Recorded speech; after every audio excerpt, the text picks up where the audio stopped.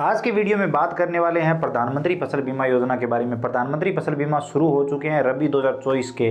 तो 1 तारीख से यानी 1 दिसंबर से लेकर 30 दिसंबर तक आप प्रधानमंत्री फसल बीमा योजना के तहत अपनी रबी फसल का बीमा करवा सकते हैं। तो अगर आप एक किसान हो या फिर अगर आप एक CSC VLE हो तो आप सभी के लिए ये वीडियो बेहद इंपॉर्टेंट है, आपको ज़रूर देखना चाहिए। क्योंकि प्रधानमंत्री फसल बीमा योजना में आज से 2-3 साल पहले जो सिस्टम था वो अभी नहीं रहा है। अभी पॉलिसियाँ जो CSC VLE करते हैं उन पर भी खतरा है और जो किसान CSC VLE से पॉलिसियां करवाते हैं उन पर भी खतरा है। अब यहाँ पर मैं खतरा इसलिए कह रहा हूँ क्योंकि एक छोटी सी गलती, चाहे वो किसान की हो या फिर CSC VLE की, और पूरी पॉलिसी रिजेक्ट।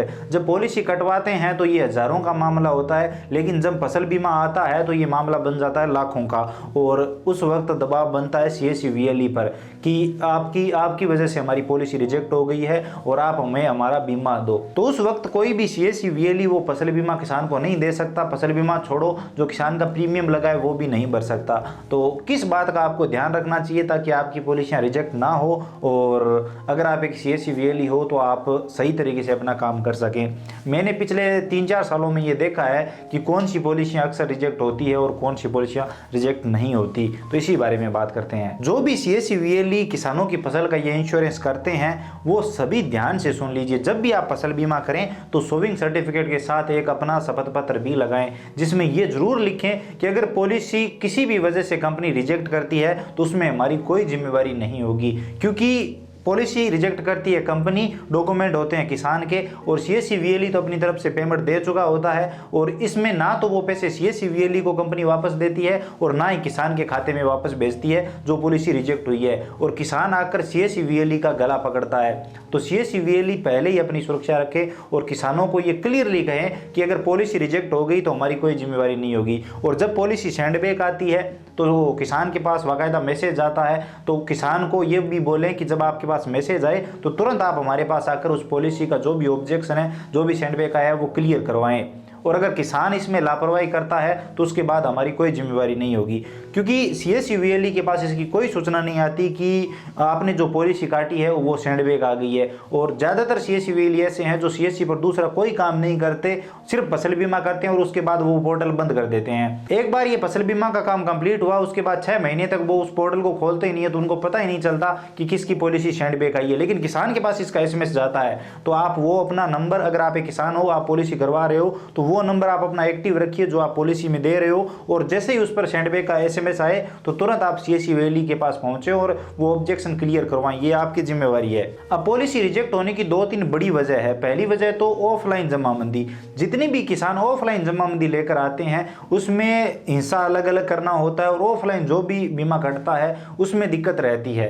तो उसमें क्या है कि जमीनों का बंटवारा CSC VLE या तो सही तरीके से नहीं कर पाता, या फिर किसान उन्हें सही तरीके से नहीं समझा पाता, तो थोड़ा बहुत ऊपर नीचे हो जाता है। एक ये बड़ा कारण बनता है पॉलिसी रिजेक्ट का। या फिर जो ऑफलाइन जमाबंदी आती है उसमें आजकल पटवारी क्या करते हैं कि जो उनके पास वो पूरी डायरी कॉपी है वो उसकी फोटोकॉपी करके डायरेक्ट दे देते हैं। तो उसमें किसान का नाम भी है, 4-5 जमाबंदी साथ में और भी दिखाई दे रही है। तो इस प्रकार की पॉलिसी अगर आप एक CSC VLE हो तो एक्सेप्ट ना करें। हाथ से लिखी हुई एक प्रॉपर जमाबंदी ही एक्सेप्ट करें ताकि वो पॉलिसी रिजेक्ट ना हो। और अगर किसान फिर भी जिद करके वो पॉलिसी उसी जमाबंदी से कटवाता है तो वो जिम्मेदारी किसान की, वो आप पहले ही सुनिश्चित कर लें।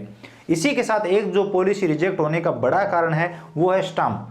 जो भी मान लीजिए कि किसी किसान ने दूसरे किसान की ज़मीन अपने नाम लिखवा रखी है फसल बीमा के लिए, या फिर किसी भी तरीके से बुआई के लिए लीज पे ले रखी है, और वो स्टाम्प पेपर जो किसान लेके आया है वो अगर सही तरीके से नहीं लिखा हुआ, कंप्लीट नोटरी वगैरह नहीं है, तो आप वो स्टाम्प एक्सेप्ट ना करें। और जो वो अगर आप स्टाम्प से बीमा काट रहे हो तो उसमें आप किसान का आधार कार्ड भी लगाएं, जो भूमि मालिक है उसका आधार कार्ड भी लगाएं, किसान का आप मूल निवास प्रमाण पत्र जरूर अटैच करें, और बैंक डायरी वगैरह की कॉपी भी सही तरीके से अटैच करें। और स्टाम्प पर यह भी देखें कि भूमि मालिक है उसके हस्ताक्षर है कि नहीं, वो स्टाम्प किसके नाम से जारी हुआ है, वो स्टाम्प भूमि मालिक के नाम से ही जारी होना चाहिए।